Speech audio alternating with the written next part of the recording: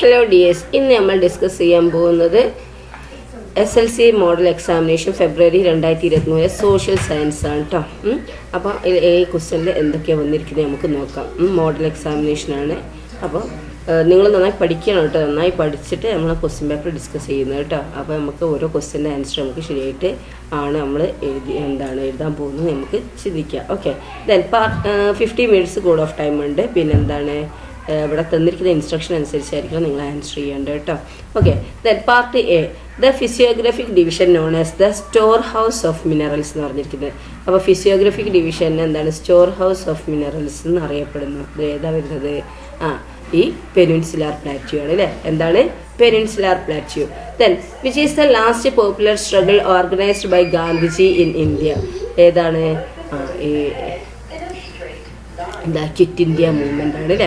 Okay, പിന്നെ which among the following activities reflect civic consciousness?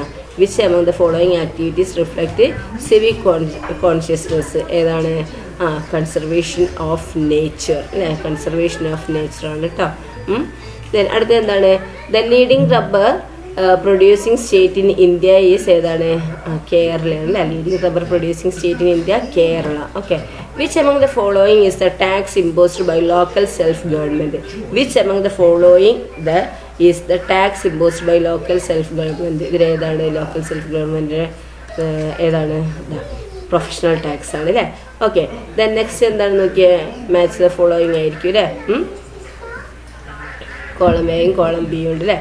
അതിൽ Visva Bharati university ഉണ്ട്, Jamia Millia Islamia, Kerala Kalamandalam, Wardha education plan, MA Ansari, Mahatma Gandhi, Rabindranath Tagore, Vallathol Narayana Menon ഉണ്ട് അല്ലേ. അപ്പോൾ നോക്കൂ, ഇതിൽ ഏതൊക്കെയാണ്? വിശ്വഭാരതി യൂണിവേഴ്സിറ്റി രവീന്ദ്രനാഥ് ടാഗോർ, ജാമിയ മില്ലിയ ഇസ്ലാമിയ MA അൻസാരിയാണ്, കേരള കലാമണ്ഡലം വള്ളത്തോൾ നാരായണ മേനോൻ, വാർത്ത എഡ്യൂക്കേഷൻ മഹാത്മാഗാന്ധിയാണ് കേട്ടോ. ഓക്കെ, നെക്സ്റ്റ് 7th ക്വസ്റ്റ്യൻ എന്താണ്? What are the geographical factors required for rice cultivation? ഏതാണ് factors required for cultivation of rice? ഏതാണ്? ക്രോപ്പ് സീസൺ, ഖാരിഫ് അല്ലേ. Rice the staple of food crop of India. Soil, alluvial soil is the most suitable for rice cultivation. Temperature requires about 24 degrees Celsius. Rainfall more than 150 centimeter. Rice is being cultivated in regions with less rainfall with the aid of irrigation. Rice is mostly cultivated in river basins and coastal plains.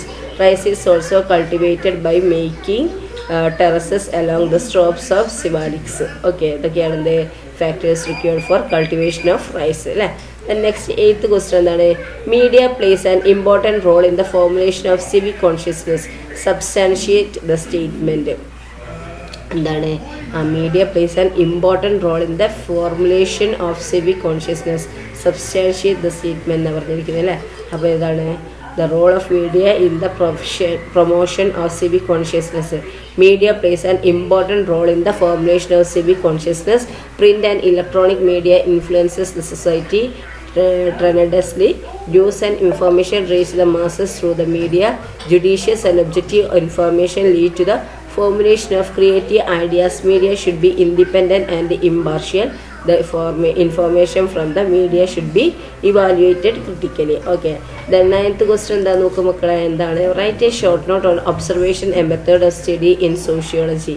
എന്താ observation method of study in സോഷ്യോളജിൻ്റെ short note ഇല്ലേ. അപ്പോൾ എന്താണ് നോക്കും? Observation, a method of study in sociology. Observation is a method by which whatever is seen, heard and experienced is recorded truthfully. It is more relevant where methods like interview are not practically feasible. Such a data collected directly help in accurate assessment. There are 2 types of observation: participant observation, non-participant observation. Okay, then next 10th question എന്താണ്? Mention the characteristic of winter season in India. അപ്പം winter season ഇന്ത്യനെ എന്താണ് നോക്കാം നമുക്ക്. Characteristic of winter season, cold weather season in India. India experiences winter when the position of the sun is over the southern hemisphere. Most places in India experience intense fog and snowfall occur in the valleys of the Himalayas during this season. The months of December, January and February experienced cold weather in India. During the cold weather season, days are generally warm and nights are severely cold in North India. Snowfall is a common phenomenon in the hill station like Manali and Shimla. അതാണ് characteristic of winter season കേട്ടോ. Winter season എന്ന് പറഞ്ഞാൽ cold weather season. Then next 11th question എന്താണ് നോക്കൂ. What do you mean by budget? എന്താണ് budget? ഇതൊക്കെ question ഇങ്ങനെ വന്നിട്ടുണ്ട് കേട്ടോ. ബഡ്ജറ്റ് ആണെങ്കിൽ വിൻ്റർ സീസണുകളുണ്ടല്ലോ ഇന്ത്യയിൽ, അതൊക്കെ ചോദിച്ചിട്ടുണ്ട് കേട്ടോ. പിന്നെ what do you mean by budget? Distinguish between surplus budget and deficit budget. എന്താണ് ബഡ്ജറ്റ് നോക്കൂ. Budget and distinguish between surplus budget and deficit budget എന്താ? Budget is the financial statement showing the expected income and expenditure of the government during a financial year. In India, financial year is from April 1 to March 31. Surplus budget എന്താ? When income is more than expenditure, it is called surplus budget. In deficit budget, when expenditure is more than income, it is called deficit budget. Okay, എന്താണ് surplus എന്ന് പറഞ്ഞാൽ എന്താ? Income is more than expenditure ആണെങ്കിൽ surplus, പിന്നെ expenditure is more than income, ഇൻകത്തിനേക്കാളും കൂടുതലാണ് expenditure ചെലവുന്നാണെങ്കിൽ അത് deficit ബഡ്ജറ്റാണ് കേട്ടോ. ഓക്കെ, രണ്ടിനും ഡിഫറൻസ് മനസ്സിലാക്കി എഴുതുക. സർപ്ലസ് ബഡ്ജറ്റ് എന്ന് പറഞ്ഞാൽ എന്താണ്? എക്സ്പെൻഡിച്ചർ ചെലവിനേറ്റവും കൂടുതലാണ് വരവെങ്കിൽ അത് സർപ്ലസ്. ഇനി വരവിനേക്കാൾ കൂടുതൽ ചിലവാണെങ്കിൽ എന്താണ്? വരവിനേക്കാൾ കൂടുതൽ ചിലവ് വരുമ്പം എന്താണ് ഡെഫിസിറ്റ് ബഡ്ജറ്റ് അല്ലേ. സർപ്ലസ് ബഡ്ജറ്റ് എന്ന് പറഞ്ഞാൽ when income is more than expenditure it is called surplus budget. Deficit budget എന്ന് പറഞ്ഞാൽ when expenditure is more than income it is called deficit budget. ഇനി ദെൻ നെക്സ്റ്റ് എന്താണ്? അടുത്ത 12th ക്വസ്റ്റ്യൻ ആണ് കേട്ടോ. എന്താണ്? Elucidate the role of Subhas Chandra Bose in the national movement of India. ഏതാണ് role of Subhas Chandra Bose in the national movement of India? എന്താ? Subhash Chandrabose expressed his difference of opinion on Gandhian ideas of struggle. Quitting the Congress, he formed a political party called Forward Bloc. He took the charge of the Indian National Army (INA), formed by Rash Bihari Bose to attain freedom for India. He formed a provisional government for free India in Singapore with the aim of forcing the British to quit India. The Indian National Army had a women wing called the Jhansi Regiment. Captain Lakshmi, a Keralite, was in charge of this regiment. With the support of the Japanese army, the Indian National Army marched to the east-west border of India and hoisted Indian flag in Imphal. Okay. Then next in the 13th, mention the compensation for consumer dispute obtained through consumer courts. Mention the compensations for consumer disputes obtained through consumer court. എന്തൊക്കെയാണ്? The compensation for consumer dispute obtained through consumer court ഏതാണ്? Replacing the product, repayment of cash paid or excess amount appropriated, monetary compensation for the loss, direction to rectify the defect in service, stopping harmful trade practices, prohibition of the sale of harmful food items, reimbursement of the expenses incurred in lodging the complaint. Next എന്താണ്? 14th question. Explain the resistance of a Keralavarma Pazhiraja against the British in Malabar. ഏതാണ്? 14 നോക്കൂ. The resistance of Keralavarma Pazhiraja against the British Malabar എന്താണ്? Keralavarma Pazhiraja of Kottayam royal family led the resistance against the British in Malabar. The British promised Pazhi the right to collect tax from Kottayam regions as a reward for helping them in the wars against Mysore. The British refused to keep their promise after the triumph in the battle. Moreover, the British claimed their dominance over Wayanad. Pazhi Raja organized the people and fought against the British. He unleashed guerrilla war against the British with the help of a Chamban poker Kaitheri Ambu Nair, Edachana Kungan Nair and Talakal Chandu, the leader of the Kurichias in the first against the British. He was asserted his right on 13 November 1805. Then at the next mark and label the given geo information in the outline map of India provided. River ഗോദാവരിയുടെ eastern gate side Malwa plateau Kochi port ഏതൊക്കെ ചോദിക്കുന്നുണ്ട്. അപ്പോൾ എവിടെയാണ് നോക്കും? എന്താ? Malwa plateau, river Godavari, eastern gate അല്ലേ, Kochi port. Next, list out any 3 features of the permanent land revenue settlement.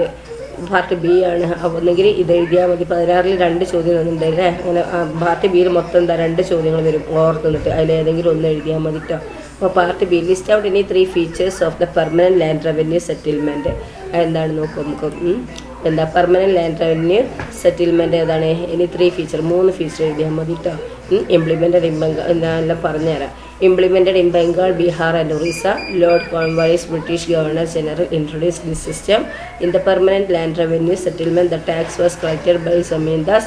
Zamindar was the owner of the entire land where he had the jurisdiction to collect tax, while the zamindars became the owner of the land.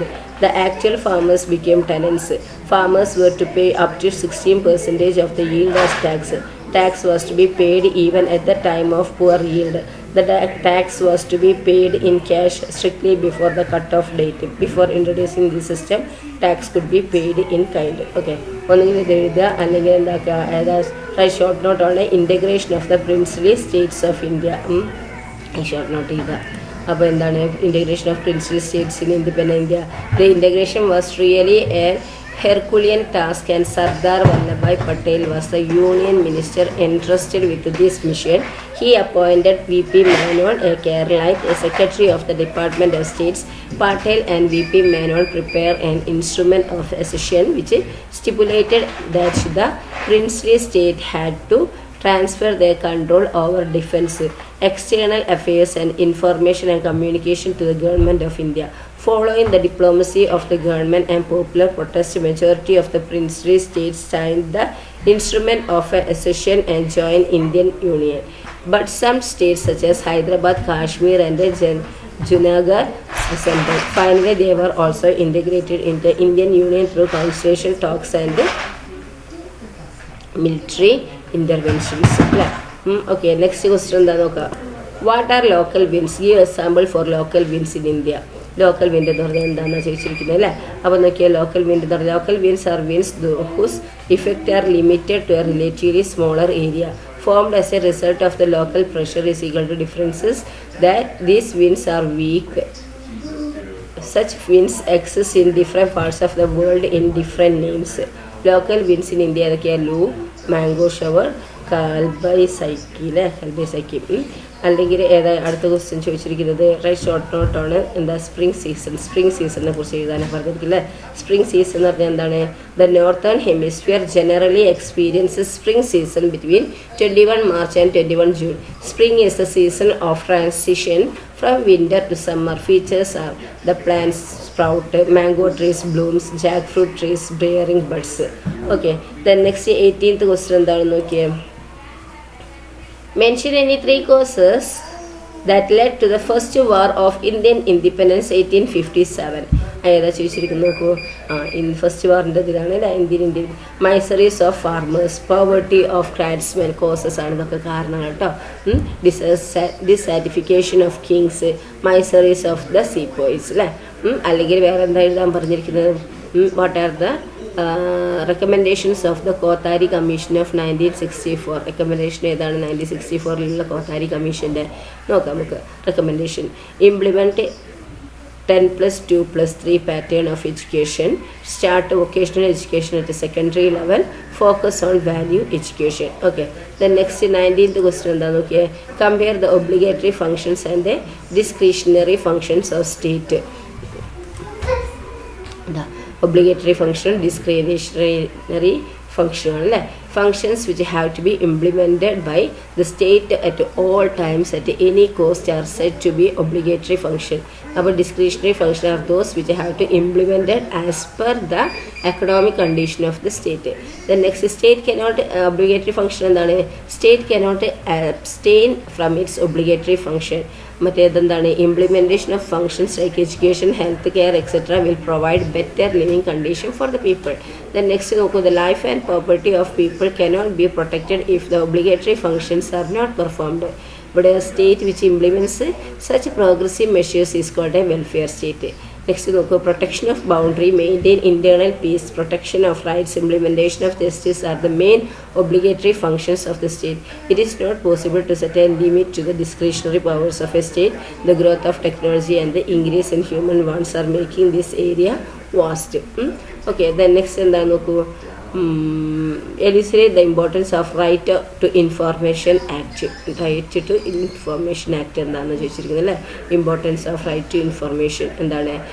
V can collect information from any government office about its working.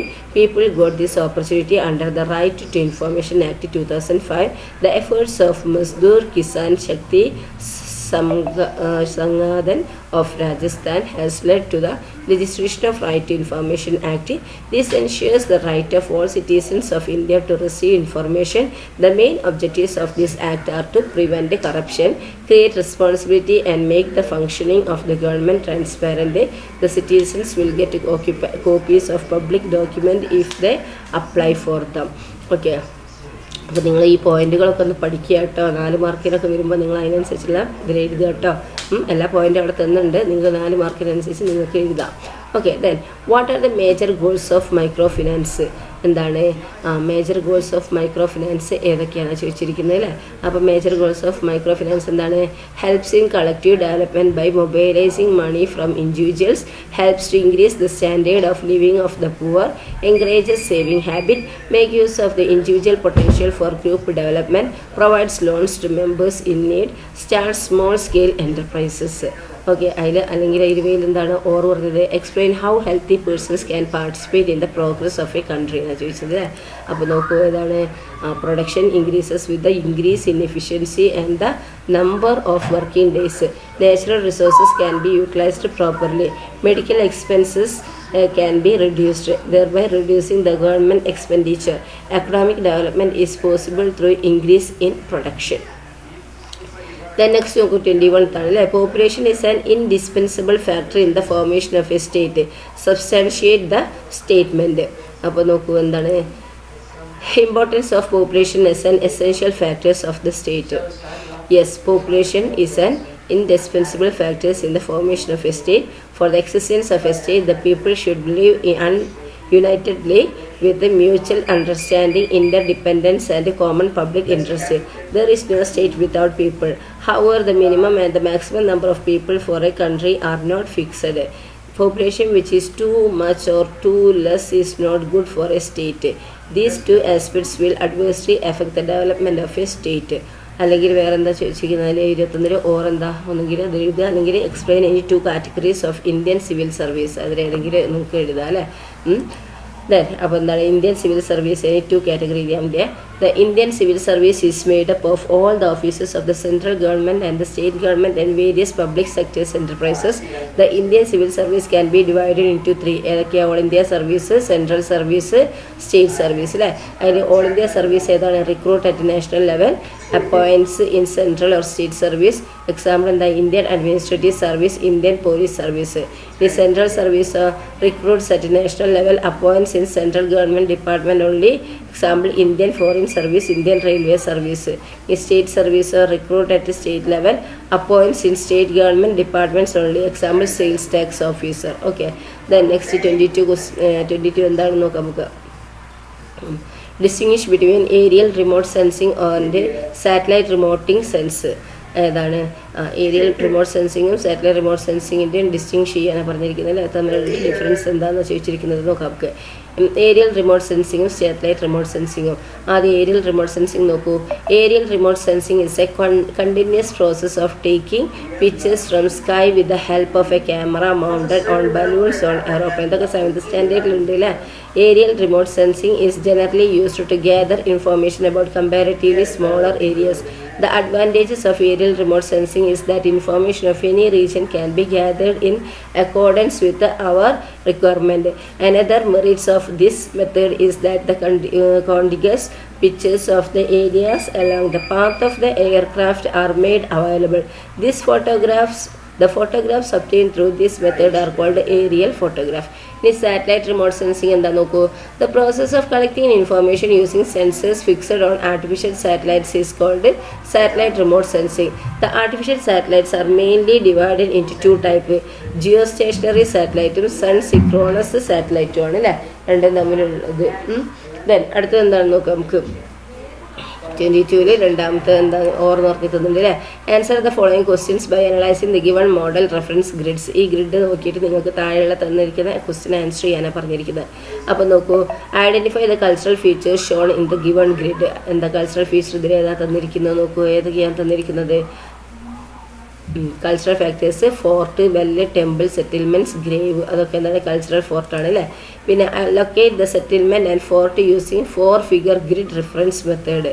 Locate the settlement and fort using 4 figure grid reference method. ഏതാണ് നോക്കിയാൽ settlement 8534 8534 അല്ലേ. 85 പിന്നെ ഏതാണ് 34 8534 ഇവിടെ വരും അല്ലേ. Then അടുത്ത ഏതാണെന്ന് വെച്ച് എന്താണ് ഒന്നും കൂടി ഉണ്ട് അല്ലേ. ഫോർട്ട് 8134 അല്ലേ. 8134 ഫോർട്ട് അല്ലേ. Fort 8134 fort. Okay. Then next, what are the main services provide by non banking financial companies. ഏതാണ് 23 ആണ് അല്ലേ. അപ്പോൾ നോക്കൂ, main services provided by non bank finance companies ഏതൊക്കെ? Provide loans for hire purchases, provide loan for construction of house, provide gold loan, provide loan on the basis of fixed deposit, running chitti. Kerala State Financial Enterprises KSFE is the major non-banking financial company operating in Kerala. Okay, then next എന്താണ്? Explain how birth rate, death rate and migration affect the population of a country. ഏതാണ്? How birth rate, death rate and migration affect the population of country. എന്താ? Birth rate increases, death rate decreases, population increases അല്ലേ. പിന്നെ birth rate ഡിക്രീസും death rate ഇൻക്രീസും ആണെങ്കിൽ ആ population decline ആണ് അല്ലേ. Birth rate and death rate are equal ആണ്, no change in population. Migration, population increases in one region but decrease in another region. Then next എന്താ നോക്കിയാൽ 24. Explain the following related to the apparent movement of the sun. Explain the following related to the apparent movement of the sun. ഉത്തരായനം ദക്ഷിണായനം അല്ലേ. അതിൽ നോക്കാം നമുക്ക് എന്തൊക്കെയാണ് അതിൽ പറയുന്നത് എന്നുള്ളത് അല്ലേ. Okay. apparent movement of the sun. ഉത്തരായനത്തിൽ northward apparent movement of the sun from tropic of a Capricorn to tropic of Cancer is termed as Uttarayanam. The period is 22 December to June 21. The duration of day in the northern hemisphere gradually increased during this period. Okay. Then Dakshinayanam endana? Southward apparent movement of the sun from tropic of Cancer to tropic Capricorn. Next then tropic Capricorn to tropic Cancer. The tropic of Cancer to tropic Capricorn is termed as Dakshayanam. ദക്ഷിണായനം അല്ലേ. Then the period is 21st June to 22 December ആണ് അല്ലേ. Then അടുത്ത എന്താണ്? The duration of day in the southern hemisphere gradually increased during this period. Okay. Then next എന്താണ് നമുക്ക് explain, അല്ലെങ്കിൽ ഒന്നുകിൽ ഇത് എഴുതുക അല്ലെങ്കിൽ ഇത് എഴുതുക അല്ലേ. ഓർമ്മയുണ്ട്. Explain how equatorial low pressure belt and subtropical high pressure belt are formed. Identify the planetary wind that blows between this pressure belt. ഏതാണ്? Formation of equatorial pressure belt എന്താണെന്ന് നോക്കാം നമുക്ക് അല്ലേ. എന്താണ്? The area where the sun rays are perpendicular throughout the year, the air expands due to sun's heat and rises upon a massive scale in this area. This is the reason for the low pressure experienced throughout this zone. Formation of subtropical high pressure belt 30° north and 30° south. This pressure belt is located at a 30° latitude in both hemispheres. The warm air rising from the equatorial lower pressure belt 0° gradually cools and drops to 30° latitudes under the influence of the Earth's rotation, and there it becomes high pressure belt. Planetary wind blows between equatorial low pressure belt and subtropical high pressure belt is a trade wind. Okay. Then next 25th question ആണ് നോക്കൂ. 25th question എന്താണ്? Analyze the Russian Revolution on the basis of the following hints. എന്താണ്? ഫെബ്രുവരി hint എന്തൊക്കെയാണ്? ഫെബ്രുവരി റെവല്യൂഷനും October റെവല്യൂഷനും അല്ലേ. അപ്പോൾ Russian റെവല്യൂഷന് analyse ചെയ്യാനാണ് പറഞ്ഞിരിക്കുന്നത് അല്ലേ. അപ്പോൾ എന്താണ് റഷ്യൻ റെവല്യൂഷന്? February revolution and analyze the circumstances to form provisional government in Russia. Workers' organization called the Soviet were formed all over Russia to conduct strikes. When the strikes gained massive strength, the emperor was compelled to form a legislative assembly called a Duma, ignoring the Marxism protest from Duma. Nicholas II then the Caesar decided to participate in the First World War. A lot of Russian soldiers were killed in this war. Food shortage became severe by 1917. Thousands of women marched along the streets of Petrograd on 8th March 1970, clamoring for bread. The workers organized a protest march in Petrograd, though the soldiers clashed with the demonstrators in the beginning. Later, they joined the workers. It was the tragic experience during the First World War then that induced them to do so. The workers captured Petrograd and Nicholas II was thrown out of power. A provisional government was formed under Alexander Kerensky, the Menshevik leader. This revolution that took place in March came to be known as the February Revolution. In the October Revolution, a group of a Soviet did not approve of the provisional government. Vladimir Lenin, who had been in Switzerland, came to Russia and strongly opposed the provisional government. Lenin argued that the entire power should be transferred to the Soviets if they were to realize the aims of the revolution. The Bolsheviks and the Soviets supported him. They propagated that only proletarians workers' government could eradicate centuries-old economic backwardness and inequality. In October 1917, Bolsheviks organized an armed rebellion against the provisional government. Kerensky fled from the country and Russia came under the control of the Bolsheviks. The events with which the Bolsheviks attained power is known as the October Revolution as per the Russian calendar. Okay. അപ്പോൾ നിങ്ങൾ എന്താക്കുക നന്നായി പഠിച്ച answer പോയിന്റുകളൊക്കെ അവിടെ തന്നുണ്ട്. അപ്പോൾ നിങ്ങൾ എന്താക്കുക ചില പോയിന്റുകളൊന്നും അറിയാത്തുണ്ടെങ്കിൽ നിങ്ങൾ എന്താക്കുക source നോക്കിയിട്ട് അത് എഴുതിയെടുത്ത് പഠിക്കുക കേട്ടോ. ഓക്കെ, നന്നായി പഠിച്ച് എക്സാം എഴുതുക. Thank you.